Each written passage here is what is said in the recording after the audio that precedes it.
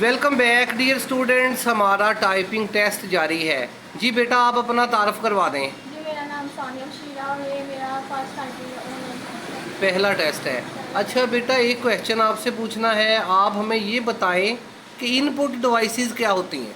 Input devices वो है जो कंप्यूटर को डाटा फॉर्म करती है। जो कंप्यूटर को डाटा फराहम करती हैं। ठीक है, शाबाश बेटा, टाइप करना शुरू कर दें। Very good.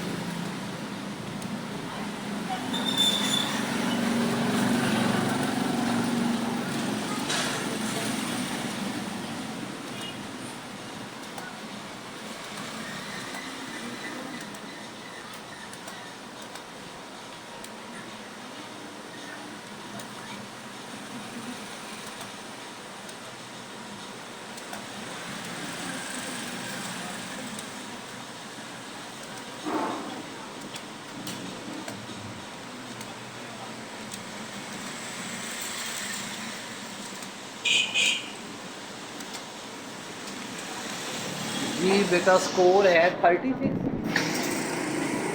यस जी, 36 स्कोर है बेटा। इस हिसाब से आपको 25 में से 15 नंबर दिए जा रहे हैं, क्योंकि ये 40 से कम है। थैंक यू बेटा।